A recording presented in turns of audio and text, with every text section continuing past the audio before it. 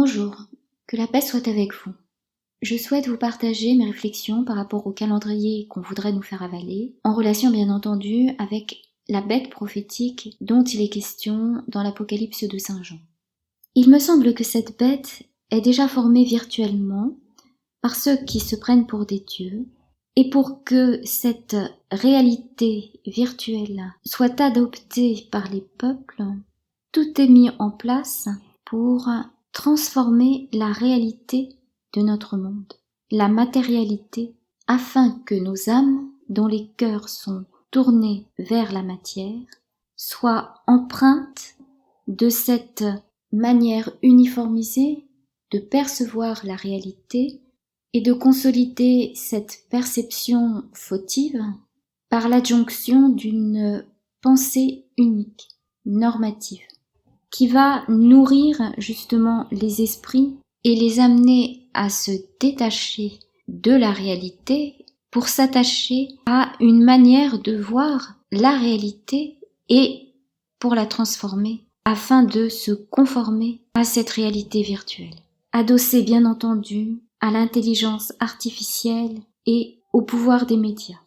C'est en cela, me semble-t-il, que revêt l'importance du conditionnement et de l'ingénierie sociale, puisque la modélisation de notre réalité, au travers des canaux d'information que représente la télé ou Internet, contribue à modeler notre esprit et à terme amener l'esprit lui-même à vouloir cette réalité virtuelle qui aurait été instillée sans même que nous nous en apercevions, comme on peut bien s'en douter puisqu'il s'agit de mettre en place des paradigmes. C'est pourquoi il est important de prier Dieu pour maintenir dans nos esprits la vérité de l'Éternel, qui est de reconnaître que nous sommes des créatures de Dieu et non des dieux, comme l'a suggéré Satan, afin de ne pas être entraînés sur la mauvaise pente, pour ne pas dire plus. D'après mes recherches, il me semble qu'il y ait 14 ans entre le moment où l'on nous annonce le projet de ceux qui se prennent pour des dieux et leur réalisation. C'est pourquoi j'interpréterai la couverture de The Economist de la manière suivante. Un des tambours oscille encore entre Biden et le drapeau déchiré des États-Unis, tandis que 3 autres sont encore en révolution. Cela signifierait que l'année 2021 serait l'année des révolutions, bien entendu concoctée par l'ingénierie sociale, dans la mesure où les peuples y adhéreraient, une concrétisation de l'objectif révolutionnaire sur Terre, à savoir la vaccination, le projet lié au changement climatique, qui est un subterfuge, on le sait bien, le conditionnement des enfants. Je voudrais faire une petite parenthèse pour les enfants.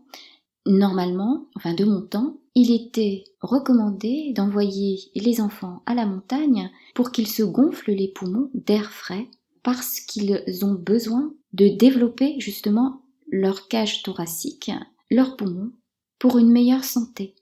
Or là, que fait-on ? On fait en sorte que leur appareil respiratoire qui est étroit reste étroit, donc ne devienne pas adulte. On pourrait rapprocher cela de la torture qui a été perpétrée contre les petites filles chinoises à l'époque où on leur bandait les pieds pour qu'ils restent petits. En fait, ça les faisait énormément souffrir. Elles avaient des pieds atrophiés et devaient garder le bandage serré toute leur vie. Cela les handicapait puisqu'elles ne pouvaient pas marcher normalement et rapidement. Voilà, on peut s'imaginer les conséquences désastreuses que pourrait avoir le masque qui empêcherait les enfants de respirer normalement et de développer leurs poumons pour devenir adultes. Mais bon, comme on dit, autre temps, autre mœurs. Cela dit, ce type de révolution qui veut qu'on agisse sur la matière pour changer les esprits rejoint la pensée matérialiste, marxiste, et l'on peut penser que ceux qui se prennent pour des dieux sont pétris de cet idéalisme renversé, puisque l'on sait que Marx s'est inspiré donc de la dialectique de Hegel, mais de manière malheureuse, bien entendu, et inversée. Cela dit, j'en reviens à cette machine à sous qui devrait à un moment donné afficher le jackpot. À mon avis, il ne le prévoit pas pour l'année 2021, qui serait l'année des révolutions, comme l'indiquent les tambours, où donc on imposerait un ordre matérialiste. Cela correspondrait peut-être à une lutte pour la démocratie, qui, dans ce monde tel qu'il est, ne peut être qu'une illusion, et amener enfin l'ordre nouveau communiste en 2022. Et là, ça rejoindrait mes conclusions par rapport au laps de temps qui sépare l'annonce du programme de sa réalisation. Donc on aurait en 2008 l'annonce le 29 septembre du jackpot, et si l'on ajoute 14 ans, c'est-à-dire 2 fois 7, ça nous ferait arriver à 2022. Alors, pourquoi ces 14 ans ? Alors, j'en suis venue à cette conclusion par hasard lors de mes recherches, parce que je voulais montrer des exemples de soleil couchant tel qu'il se présentait à l'époque où le soleil donnait sa vraie lumière. Et j'en ai trouvé dans des westerns, où c'était la mode du cinéma panoramique. Et là, on voit que le soleil devient orange, et que sa lumière est toujours diffuse, comme si on saupoudrait de la lumière. Cela se fait très finement. La lumière ne se présentait jamais comme des faisceaux bien rectilignes et coupants. Et d'ailleurs, on peut remarquer que lorsqu'on regarde le soleil blanc tel qu'il est aujourd'hui, on a le sentiment qu'il ressemble à un virus avec ces rayons qui dardent des pointes agressives pour les yeux et éblouissantes. Vous remarquerez que dans les westerns, les protagonistes regardent toujours le soleil, et c'était une habitude que tout le monde avait, jusqu'au jour où, au journal de télévision, on nous a dit qu'il ne fallait pas regarder le soleil, que ça rendait aveugle, etc. Et donc tout le monde a perdu l'habitude de le regarder, vraisemblablement pour cacher ce qui s'était produit.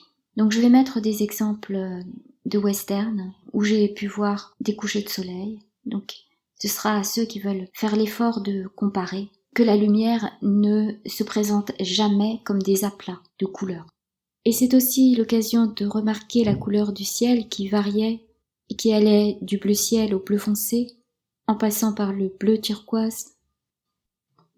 Cela dit, en faisant cette recherche, je suis tombée sur un film qui annonce le remplacement du soleil par un soleil artificiel blanc.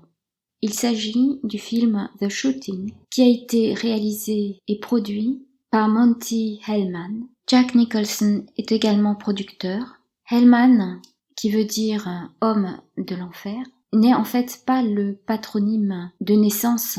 Il s'appelait en fait Himmelmann. Et Himmel signifie en allemand ciel. Donc il s'agit d'un changement de patronyme très explicite. Dans ce film, qui est sorti en 1966, on y trouve à 26 minutes 26 une plaquette du soleil jaune dont la couleur est criarde et ne ressemble pas du tout au soleil tel qu'il se présentait. C'est manifestement une maquette. Eh bien, ce soleil change sa couleur en blanc. Il me semble qu'il s'agisse d'une annonce du programme, puisque tout au long du film, la lumière, et surtout vers la fin, la lumière est bien traitée. On y décèle à l'horizon la poudre de lumière.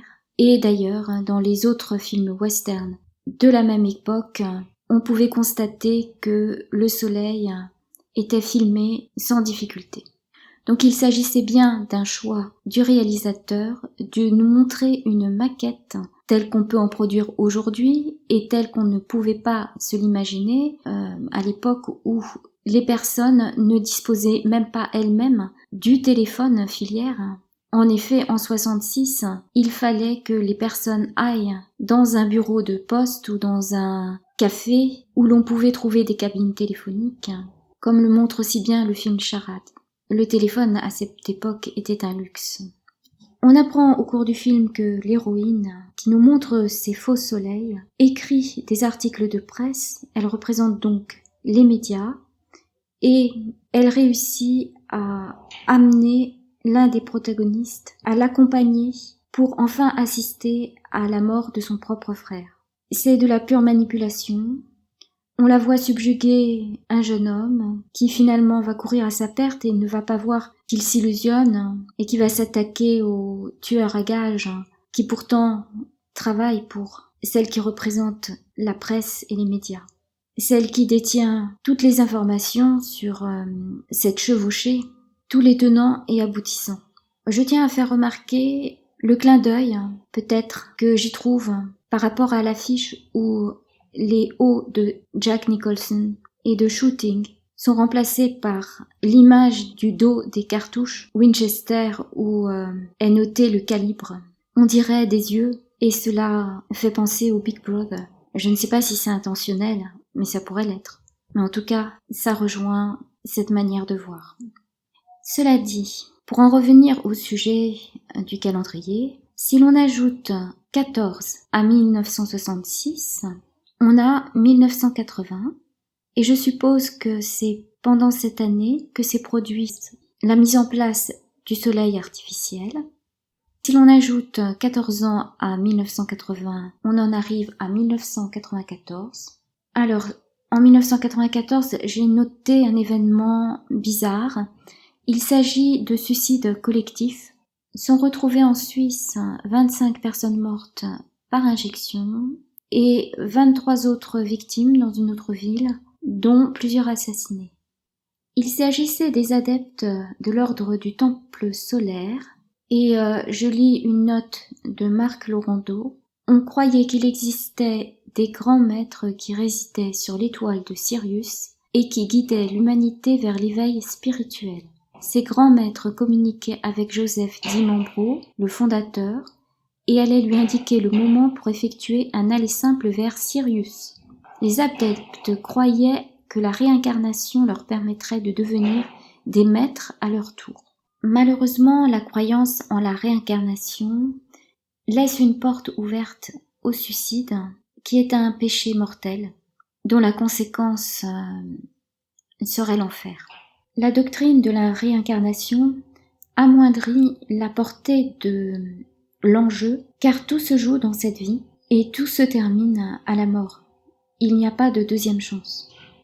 Ces suicides collectifs et assassinats, me semble-t-il, devaient annoncer ce qui se réaliserait 14 ans plus tard, c'est-à-dire en 2008, avec le krach boursier annoncé par le jackpot 777.7 à la fermeture de Wall Street.